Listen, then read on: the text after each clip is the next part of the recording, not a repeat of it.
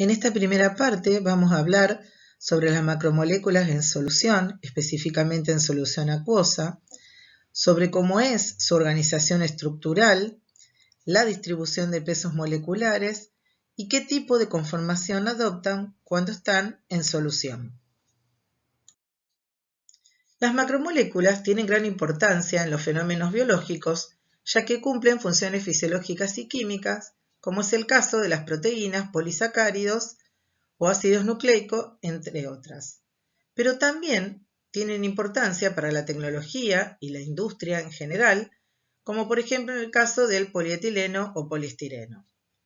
Como su nombre lo indica, son moléculas de gran tamaño, ya que poseen pesos moleculares mayores a 1000 Dalton y pueden llegar hasta 10 a la 10 Dalton. Son polímeros que pueden estar conformados por más de 100 unidades por unión repetida de una o varias moléculas llamadas monómeros, a través de reacciones de polimerización. La unión de los monómeros se realiza en secuencia, unas moléculas tras otras, unidas entre sí por enlaces covalentes. Cuando están conformados por entre 1000 y 10.000 de valor de peso molecular, es decir, por pocas unidades de monómeros, se los conoce como oligómeros. El número de monómeros que componen la cadena polimérica es su grado de polimerización. Para que una molécula pueda comportarse como monómero, debe poseer dos o más sitios de enlace a través de los cuales puedan unirse a otros monómeros para formar la cadena polimérica. En base a esto, se pueden clasificar a los monómeros y a los polímeros de la siguiente forma. Si son bifuncionales, es decir, que poseen dos sitios de enlace, dan lugar a polímeros lineales, como en el caso de la unión del etileno para formar polietileno. Si los monómeros son polisfuncionales, es decir, tienen tres o más sitios de enlace, se generan polímeros ramificados. Este es el caso de la unión del estireno y el divinilbenceno para formar un polímero que es una conocida resina de intercambio iónico porosa. Otra manera de clasificar a los polímeros es si los monómeros que lo conforman son iguales o diferentes. En ese caso, si son idénticos, se los conocen como homopolímeros, como el caso del poliestireno, o si están formados por dos o más unidades monoméricas diferentes, se lo conoce como heteropolímeros. Si son dos las unidades monoméricas diferentes, se llaman copolímeros, como es el caso del etileno y acetato de vinilo, más conocido como goma eva. Si son tres las unidades, tenemos los terpolímeros, como el caso del acrilonitrilo butadieno estireno, conocido como el plástico ABS. Un caso especial son aquellos polímeros que presentan carga eléctrica, conocidos como polielectrolitos, sobre los cuales vamos a brindar mayor información en la cursada más adelante. Por otro lado, desde el punto de vista de su origen, los polímeros pueden clasificarse en naturales, aquellos que se encuentran en la naturaleza, como por ejemplo la celulosa o el caucho natural, y un caso especial es el de los biopolímeros que forman parte de los seres vivos. Tenemos los polímeros sintéticos, que son aquellos que se pueden sintetizar a partir de monómeros orgánicos, como es el caso del polietileno o el polietilenglicol. Y también tenemos a los semisintéticos, que se obtienen a partir de reacciones químicas aplicadas a polímeros naturales, como es el caso de la nitrocelulosa o el caucho natural vulcanizado. En particular, los biopolímeros, también conocidos como macromoléculas biológicas, son importantes porque, como nombré antes, forman parte de los seres vivos, y entre ellos podemos destacar a las proteínas, cuyos monómeros son los aminoácidos, los ácidos nucleicos, constituidos por los nucleótidos, y los carbohidratos constituidos por los monosacáridos. Ustedes ya han estudiado algunos de ellos en otras asignaturas de sus respectivas carreras y en particular en este curso vamos a hacer hincapié en las proteínas. Vamos a hablar respecto a los niveles de organización estructurales de una proteína. Tenemos distintos niveles estructurales.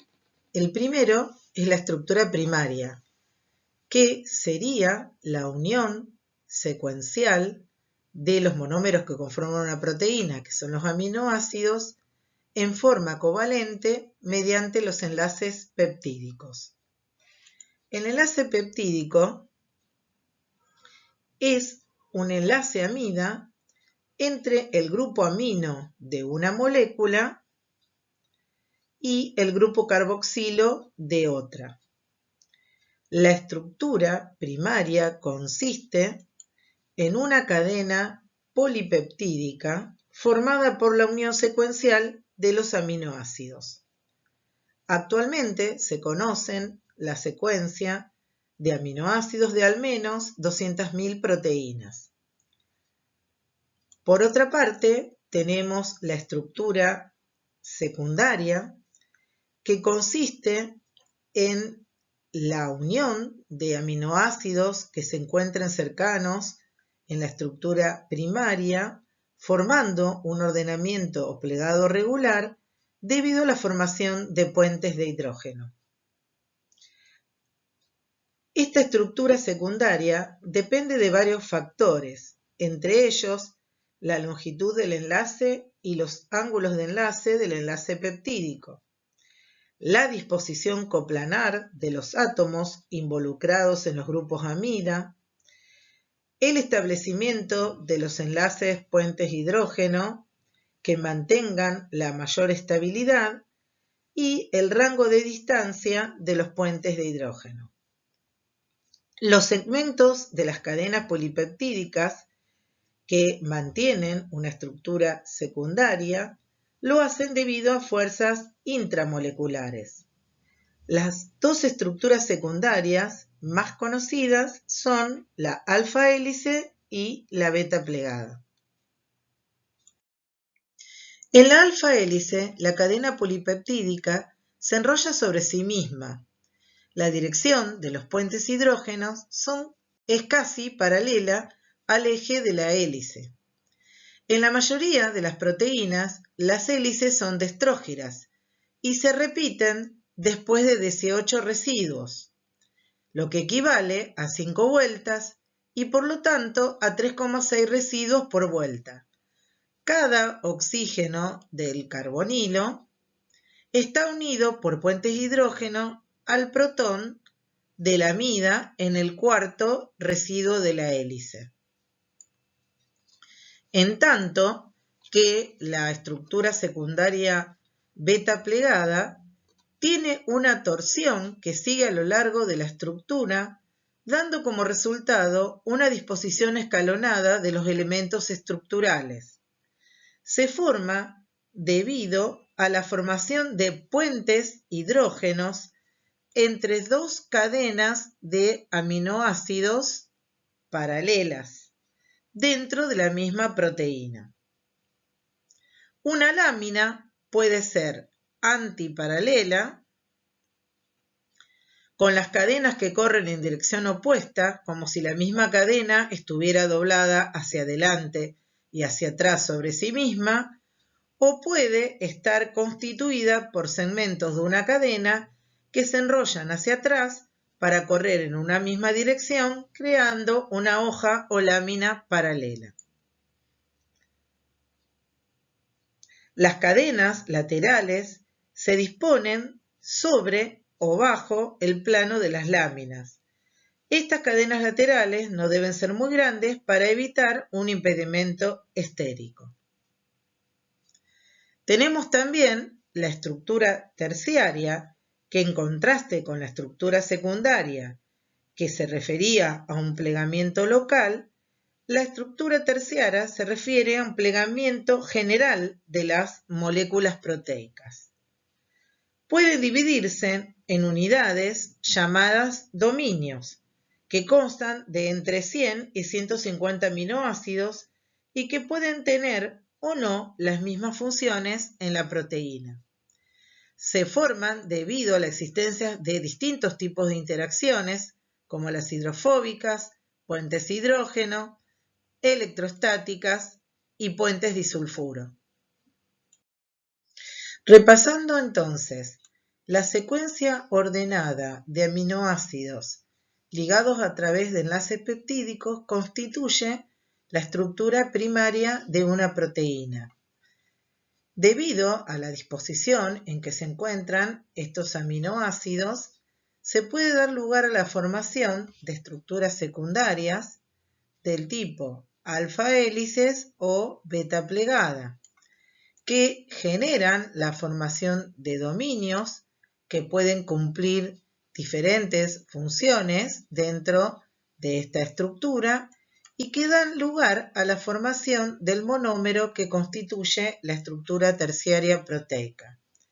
A su vez, monómeros iguales o diferentes pueden dar lugar a la formación de oligómeros, que recordemos que estaba constituido por un número acotado de monómeros, dando lugar a la estructura cuaternaria. Esta estructura cuaternaria consiste en la unión de cadenas polipeptídicas que poseen propiedades diferentes, es decir, una vez unidas en la estructura cuaternaria, a las que presentaban los monómeros que la componen. La unión de estos monómeros puede darse a través de uniones no covalentes, como las hidrofóbicas, puentes de hidrógeno, interacciones electrostáticas, pero también pueden presentarse uniones covalentes, donde la más común es el puente disulfuro entre residuos de cisteína de cadenas polipeptídicas distintas. La conformación de una proteína y de otras macromoléculas es la configuración espacial que adoptan estas cuando se encuentran en solución, es decir, es una forma que a veces se puede asemejar a una figura geométrica que adoptan cuando están disueltas en el volumen de la solución. Hay dos tipos generales de conformación, las de forma definida, llamadas compactas, y la conformación promedio estadístico, también conocida como cadena u ovillo estadístico y también como random coil. En primer lugar, vamos a hablar un poco de las formas compactas, que son aquellas que justamente adoptan una figura geométrica conocida. Dentro de ellas tenemos a las globulares, que a su vez se dividen en esféricas, que son las más simétricas de todas, y en elipsoides de revolución. Y dentro de estos tenemos a los oblatos y a los prolatos. Y por otra parte tenemos a las fibrosas o con forma de barra. Todas estas conformaciones se denominan compactas porque justamente esa forma geométrica, ya sea una esfera, una barra o un elipsoide de revolución, permanece aproximadamente constante en el tiempo sin variar apreciablemente dicha conformación. Y esto es debido a que existen fuertes interacciones tanto intracatenarias como intercatenarias. Veamos los parámetros que caracterizan las conformaciones compactas. En primer lugar, vamos a ver a las conformaciones esféricas o esferas que se caracterizan a través de su radio, como se observa en la figura. Las conformaciones esféricas, ¿se acuerdan que dijimos que eran un tipo de conformación dentro de las nominadas como globulares? Las otras globulares son los elipsoides de revolución. Los elipsoides de revolución se generan por el giro de una elipse, como se ve en la figura, alrededor de alguno de los ejes que la componen. El eje mayor se denomina con la letra A minúscula, el eje menor con la letra B minúscula. Si hacemos girar a la elipse sobre el eje menor, vamos a obtener un elipsoide de revolución que se conoce como oblato. Ejemplos de un oblato de la vida cotidiana podría ser un tomate redondo o un zapallito, o una mandarina, por ejemplo. Si en vez de hacer girar la elipse sobre el eje menor, lo hacemos sobre el eje mayor A, vamos a obtener otro elipsoide de revolución que se denomina prolato. Ejemplos de un prolato sería un tomate perita, un zucchini, una pelota de rugby.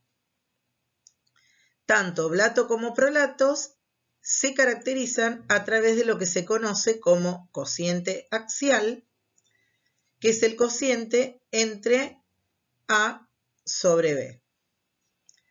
Por último, nos quedan entre las formas compactas las barras, ¿sí?, que, como se observa en la figura, se caracterizan a través del cociente entre su longitud L y el diámetro de la sección transversal D. Ya hablamos de las conformaciones compactas, nos resta hablar de la conformación promedio estadístico, u ovillo estadístico o cadena estadística. Este tipo de conformación es flexible, con una configuración que cambia en el tiempo, debido a que posee enlaces con rotación libre y a que las interacciones laterales son débiles. El parámetro con el cual uno puede definir un ovillo estadístico se conoce como radio de giro medio. ¿Por qué radio de giro? Porque en promedio se asemeja a esta conformación con una esfera. Es decir, a lo largo del tiempo, debido a esas rotaciones libres y a la flexibilidad que tiene este tipo de conformación, uno puede obtener a distintos tiempos distintas conformaciones, cada una de las cuales pueden ser asemejadas en promedio a esferas que presentan distintos radios. Se define para una dada conformación, por ejemplo, esta primera que tengo acá, el radio de giro RJ, si la llamo a esta la configuración J. ¿A qué es igual ese radio de giro? Es igual a la raíz cuadrada del cociente entre la sumatoria de la masa de los distintos elementos de masa, que están simbolizados acá por estos puntos celestes, por el cuadrado de la distancia entre cada unidad de masa al centro de masa de la configuración, dividido la sumatoria de los elementos de masa. También lo pueden ver expresado como RJ al cuadrado igual a todo lo que se encuentra dentro del corchete. Ahora bien, yo no tengo una sola configuración, tengo n mayúsculas configuraciones posibles. Acá yo representé solo 6, pero son muchísimos más. El radio de giro medio, que definimos que era el parámetro que caracterizaba un ovillo estadístico, será igual a la sumatoria de las J configuraciones, o sea, de los radios de giros que obtuve de cada una de las configuraciones, desde 1 hasta n, dividido el n, o sea, el número de configuraciones posibles que existen. Ahora bien, tanto la estructura primaria como la secundaria y la terciaria contribuyen a lo que se conoce como la conformación nativa de una proteína. ¿Y qué es la conformación nativa? Es aquella conformación que permite que la proteína cumpla con una función biológica determinada, que puede ser de catálisis, de protección, de regulación, de almacenamiento, estructural o de transporte. Si la proteína no mantiene esa conformación nativa, es posible que se vea perjudicada la función biológica o incluso que ya no la pueda cumplir. Ahora acá vemos que acá pone en el caso de que de estructura cuaternaria puede contribuir. Esto es porque no todas las proteínas presentan estructuras cuaternarias. Muchas solo presentan hasta estructura terciaria y pueden cumplir la función biológica con ese nivel de estructura perfectamente. Pero hay otras que presentan estructura cuaternaria y que deben conservar dicha estructura cuaternaria para poder cumplir con la función biológica. Como ya se habrán dado cuenta, la mayoría de las proteínas tienen conformaciones de tipo compacto, ya sea globular o de barra o fibrosa. Hay alguna que otra excepción, pero la mayoría tienen entonces conformación compacta para poder llevar a cabo su función biológica y esa es su conformación nativa. La pérdida de la conformación nativa puede deberse a un proceso de disociación que implica la pérdida de la estructura cuaternaria. Es decir, por ejemplo, si yo tenía una proteína oligomérica y se disocia en sus monómeros, probablemente esos monómeros ya no cumplan la misma función biológica que cuando estaban formando el oligómero. Ese proceso de separación de los monómeros de la estructura cuaternaria es lo que se conoce como disociación. Y, por ejemplo, podría consistir en la ruptura, por ejemplo, de puentes disulfuro que estuvieran manteniendo la estructura cuaternaria. Otro mecanismo es la desnaturalización. En este caso, lo que se pierde es la estructura secundaria y también la terciaria. Si la macromolécula, proteína en este caso, tenía una conformación compacta, pasa a tener una conformación de ovillo estadístico con las características que ya vimos. Y por lo tanto, obviamente, al perder esa conformación nativa, también pierde su función biológica. Estos procesos pueden ocurrir en forma independiente o también pueden ocurrir simultáneamente. La desnaturalización podría ser una desnaturalización térmica, es decir, someter a la proteína a temperaturas elevadas y ocurrirse la apertura de esa conformación nativa. Como vimos en un principio, los polímeros o macromoléculas están conformados por la unión de monómeros. Y estos monómeros pueden ser iguales, pueden ser diferentes, pueden estar en diferentes proporciones. Por lo tanto, es lógico pensar que la distribución de pesos moleculares no va a ser siempre la misma. De acuerdo a la distribución de los pesos moleculares, las muestras de polímeros se pueden clasificar de la siguiente forma. Una muestra va a ser monodispersa cuando todas las moléculas que la conforman tengan un único peso molecular. Es decir, si yo hago un gráfico del número de moléculas que tengo en la muestra versus el peso molecular de cada una, voy a tener un único valor.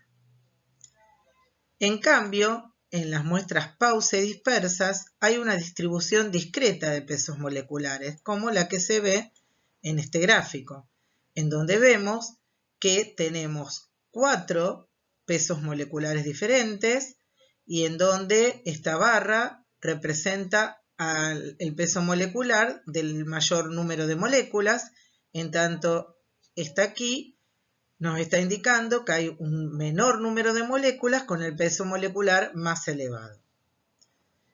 Cuando digo discreto me refiero a un número relativamente pequeño de diferentes pesos moleculares, porque cuando hay una distribución continua de estos pesos moleculares, la muestra se va a llamar polidispersa, como se observa en la figura, quiere decir que tengo infinita cantidad de pesos moleculares posibles y esta campana gaussiana representa la distribución y obviamente va a haber un mayor número de moléculas que tengan un determinado valor de peso molecular. Como comenté antes, las muestras pausi-dispersas son aquellas que presentan una distribución discreta de pesos moleculares. Por lo tanto, para dichas muestras debemos hablar de pesos moleculares promedio. Hay distintos tipos de promedio. Vamos a comenzar viendo el peso molecular promedio en número, que se representa con la letra M mayúscula sub n, que se define como la sumatoria del número de moléculas que tienen un determinado valor de peso molecular I, multiplicado por dicho peso molecular, dividido la sumatoria del número de moléculas que tienen cada uno de los valores de peso molecular. Por supuesto, este denominador es igual al número total de moléculas n sub t. Ahora bien, si yo divido n sub i sobre el número de Avogadro, obtengo el número de moles que tienen un valor m sub i de peso molecular. Por lo tanto, puedo reemplazar en la ecuación anterior n mayúscula sub i por n minúscula sub i y llego a una ecuación que es equivalente con la primera. ¿Cuál voy a usar? Va a depender de los datos que tenga, de lo que más me convenga. Por otra parte, hay que recordar que el cociente entre el número de moles de un determinado componente o tipo de componente dividido el número de moles totales es su fracción molar.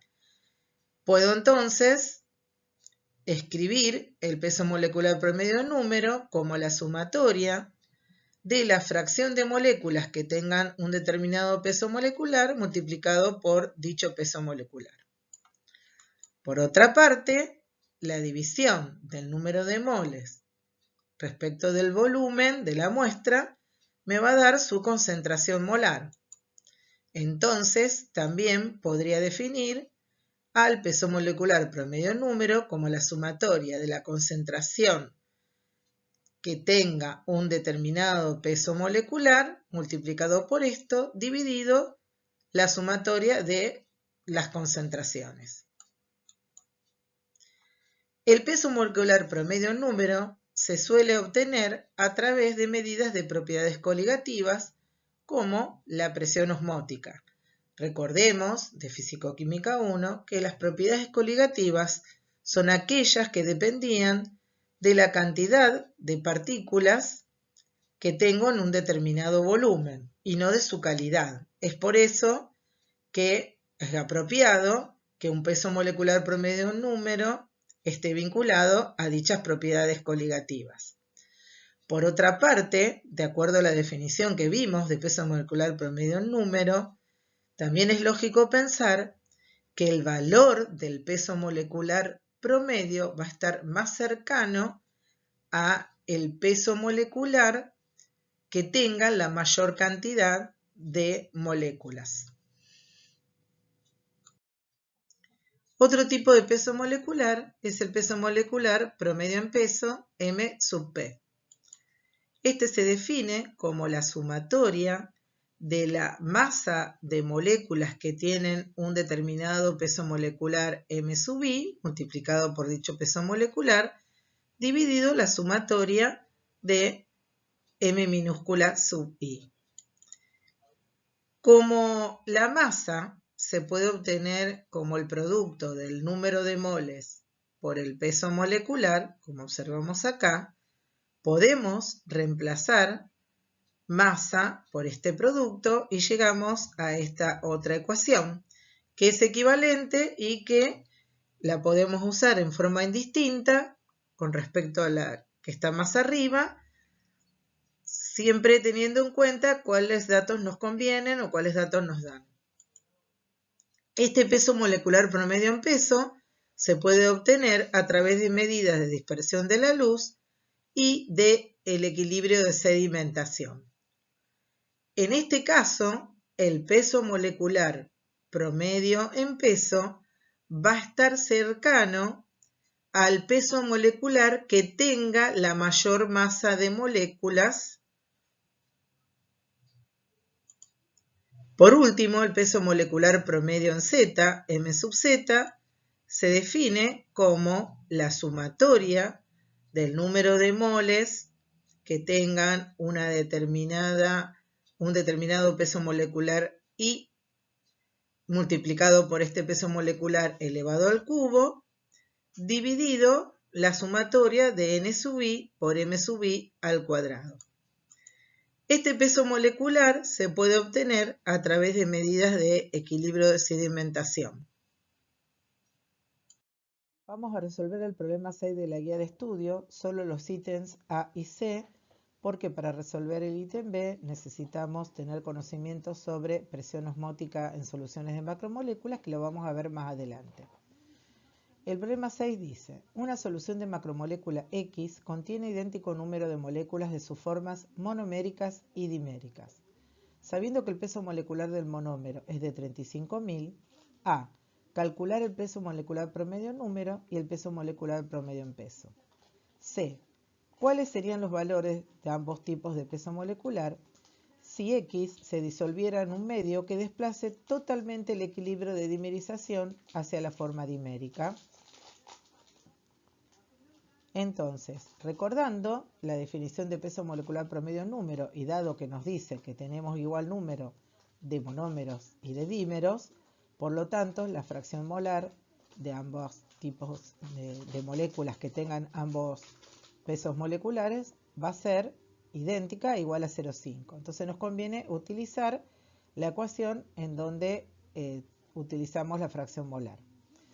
Si reemplazamos, o sea, 0,5 es la fracción molar en cada caso, nos decía en el enunciado que el peso molecular del monómero era 35.000 y nos dice que tenemos dímeros, por lo tanto el peso molecular del dímero va a ser el doble del monómero, o sea, 70.000. Esto nos da un peso molecular promedio en número de 52.500. Para calcular el peso molecular promedio en peso, utilizamos también la ecuación utilizando fracción molar, reemplazamos por los datos del problema y obtenemos un peso molecular de 58.333,33. Por último, aunque no lo pida, vamos a calcular el peso molecular promedio en Z. Volvemos a reemplazar por los valores del problema y obtenemos un peso molecular promedio en Z igual a 63.000. Fíjense que el peso molecular promedio en Z es mayor que el promedio en peso y este a su vez mayor que el promedio en número. Esto está vinculado a cómo se calculan. Fíjense que en los numeradores, en el caso del peso molecular promedio en número, tenemos el peso molecular elevado a la 1, en el promedio en peso a las 2 y en el promedio en Z elevado al cubo. En este gráfico podemos observar que tenemos igual cantidad de moléculas como monómero que como dímero. Y también podemos representar los valores de peso molecular promedio en número, en peso y en Z que obtuvimos. Y como vemos, es menor el peso molecular promedio en número respecto al promedio en peso y este a su vez menor que el promedio en Z. En la pregunta C nos decía cómo van a ser los valores de los pesos moleculares promedio en número y promedio en peso si ahora el equilibrio de dimerización está totalmente desplazado hacia la forma dimérica, es decir, solo vamos a tener dímeros, es decir, solo vamos a tener moléculas de igual peso molecular. O sea que pasamos de tener una muestra pausidispersa a una muestra monodispersa. En ese caso, recordemos que todos los pesos moleculares promedios van a ser iguales al peso molecular de la molécula que tiene un único peso molecular. Por supuesto que cuando uno lo determina experimentalmente puede haber algunas diferencias debido a que uno lo está haciendo justamente con un error inherente al método que se aplique. Recordemos que los pesos moleculares promedio los obteníamos por distintos métodos. Por lo tanto, en el caso de que la muestra sea monodispersa o al revés, si yo tengo una muestra que no conozco su polidispersión y determino por diferentes métodos su peso molecular y me da aproximadamente siempre el mismo, puedo asegurar que la muestra es monodispersa. Sin embargo, si realizo diferentes metodologías para determinar el peso molecular y veo diferencias, como las que observamos acá en los pesos moleculares promedios, quiere decir que la muestra es pausidispersa. Pero ¿qué pasa si las muestras son polidispersas? En este caso, en lugar de tener un histograma de frecuencias, tenemos una función de distribución como la que se observa en la figura. El área bajo la curva representa el número total de componentes del sistema. Si uno hace una integral en un rango muy pequeño de pesos moleculares, por ejemplo, entre medio de estas líneas que se ven acá finitas, se podría obtener el número de moléculas que tienen ese rango pequeño de pesos moleculares. En este caso, para el cálculo de los pesos moleculares promedios se pueden obtener los mismos que vimos en el caso de las muestras pausidispersas, pero la diferencia es que en lugar de usar sumatoria, se utilizan integrales. Y tal como lo vimos en el caso de las muestras pausidispersas, vamos a obtener que el peso molecular promedio en número va a ser menor que el peso molecular promedio en peso, y este a su vez menor que el peso molecular promedio en Z. Y pueden ser obtenidos de las experiencias mismas que hablamos antes. Entonces, repasando, si la muestra es monodispersa, vamos a tener un único peso molecular y cuando lo tratemos de obtener mediante diferentes experiencias, vamos a obtener valores similares. En cambio, en el caso de que las muestras sean pausi o polidispersas, el valor obtenido para el peso molecular promedio número siempre va a ser el menor y el promedio en Z el mayor.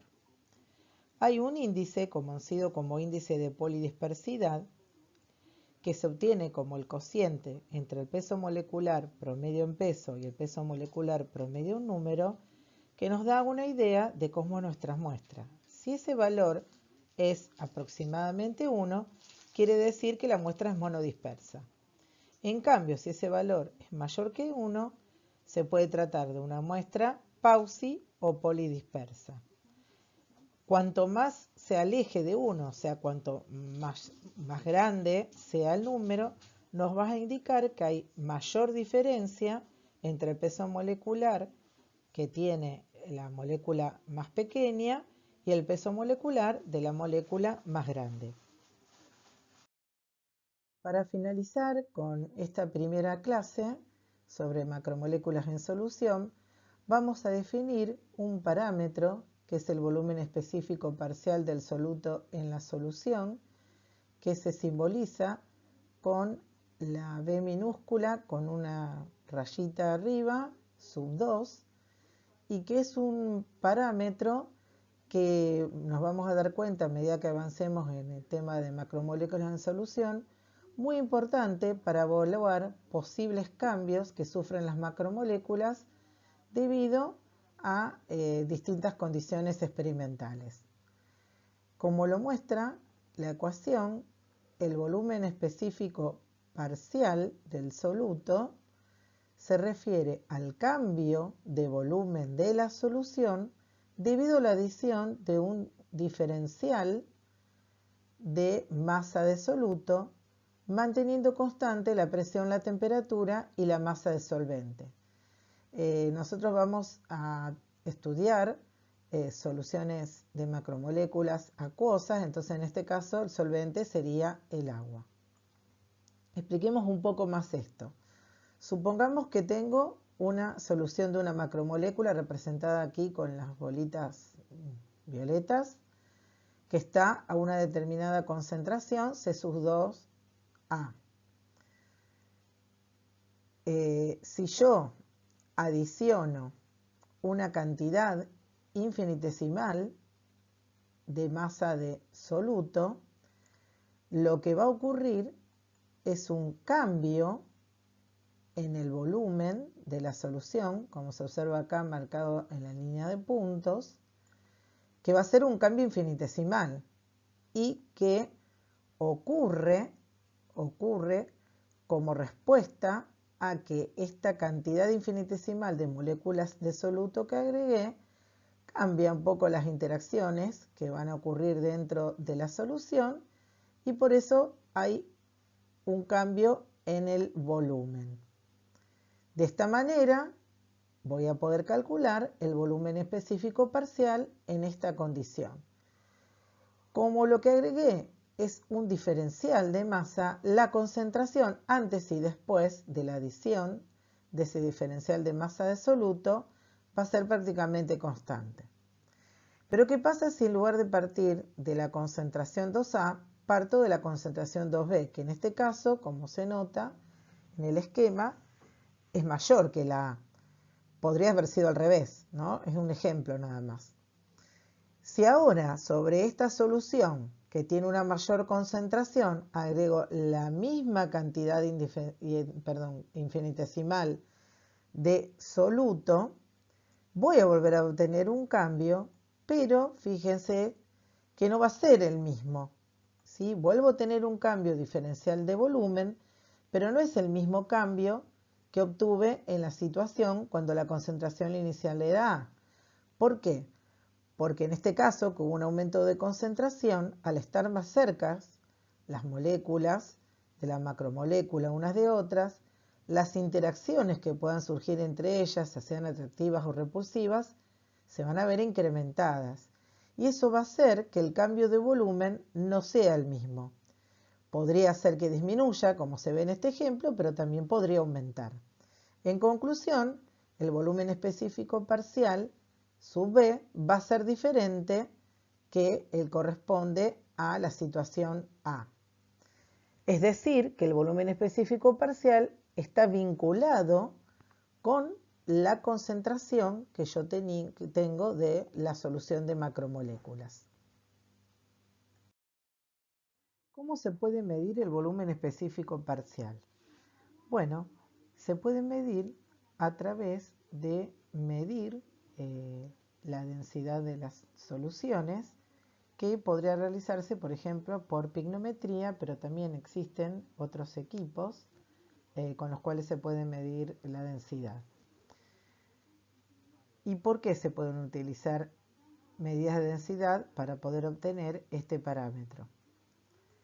Recordemos que la densidad de la solución va a ser igual al cociente entre la masa de la solución, que a su vez es la suma de la masa de solvente más la de soluto, dividido el volumen de la solución. Por otra parte, también recordemos que la concentración es una forma de expresar la concentración, es dividiendo la masa de soluto por el volumen de la solución. Si ahora calculamos cuál sería el cambio de la densidad de la solución al cambiar la concentración de soluto, obtenemos una expresión como la que tenemos acá, donde este valor lo podemos medir, como dijimos antes, por pignometría, utilizando densímetros, etc. La concentración la conocemos porque somos nosotros quienes preparamos la solución. Y esto que está acá, fíjense, derivada del volumen respecto de la masa, o sea, cambio de volumen respecto de la masa de soluto, igual que acá, ¿qué sería? El volumen específico parcial, que es lo que quiero medir. Entonces, si de esta ecuación despejo el volumen específico parcial, llego a esta expresión en donde la densidad de la solución la puedo medir, la concentración la conozco y lo que me faltaría determinar es el cambio de densidad respecto de la concentración. Prácticamente entonces preparamos soluciones de diferente concentración y medimos la densidad de dichas soluciones. Luego podemos graficar densidad versus concentración, y lo que obtendríamos sería un gráfico como el que se observa acá, donde podemos ver el cambio de la densidad con la concentración del soluto. Si, por ejemplo, vemos cuál es la densidad de la solución a esta concentración C'2, vamos hasta la curva y ρ' será dicha densidad. Si en este punto trazamos la recta tangente, la pendiente de esa recta tangente sería el cambio de densidad con la concentración para esta determinada concentración, C'2. Y eso sería el volumen específico parcial prima correspondiente a esta concentración. Como vemos, la pendiente va cambiando a medida que cambia la concentración. Por lo tanto, vamos a tener diferentes volúmenes específicos parciales para cada una de las concentraciones. Y acá corroboramos lo que dijimos antes, que el volumen específico parcial depende de la concentración de la solución. Pero ¿qué pasa si ahora trabajamos con soluciones diluidas, por ejemplo en esta parte, en donde hay un comportamiento lineal de la densidad con la concentración de la solución? Vamos a obtener un gráfico de este tipo en donde la pendiente de esta recta es justamente el cambio de la densidad con la concentración. Y la ordenada al origen sería la densidad del solvente.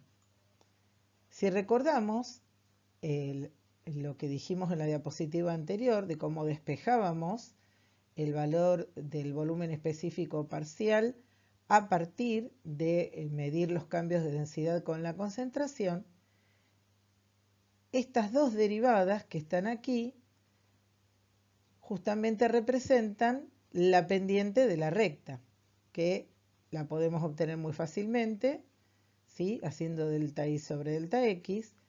Y por otro lado, la densidad, en este caso, va a seguir una relación lineal con la concentración equivalente a la ecuación de la recta. Es decir, la ordenada al origen más la pendiente por x, donde la ordenada al origen va a ser la densidad del solvente más la pendiente por la concentración. Bien, entonces reemplazando la derivada que figura en la ecuación por la pendiente de la recta, tanto aquí como acá, y luego reemplazando la densidad de acuerdo a la ecuación de la recta, vemos que se nos simplifican estos dos términos y llegamos a una ecuación sencilla en donde, recordemos, en soluciones diluidas, donde hay un comportamiento lineal de la densidad respecto a la concentración de la solución, podemos calcular el volumen específico parcial como 1 menos la pendiente de la recta dividido la densidad del solvente. Esta es una forma sencilla que ustedes van a utilizar mucho cuando resuelvan las guías, pero recordemos que siempre es válida solamente cuando se trata de soluciones diluidas. Bien, acá figuran algunos valores de volumen específico parcial. Fíjense que los valores del volumen específico parcial para proteínas nativas varía entre 0,6 y 0,75 centímetros cúbicos por gramo. En general, salvo raras excepciones, las proteínas nativas tienen conformaciones compactas, ya sean globulares, entre ellas esferas y ovillos esferas y elipsoides de revolución, y pueden ser también barras. Pero fíjense que para el caso de los ovillos estadísticos, que es común en muchos polímeros sintéticos y también ocurre cuando hay desnaturalización proteica, el volumen específico parcial está en torno a los 0,5 centímetros cúbicos por gramo. Y fíjense que es un valor menor que el que presenta la proteína nativa. ¿Por qué sucede esto?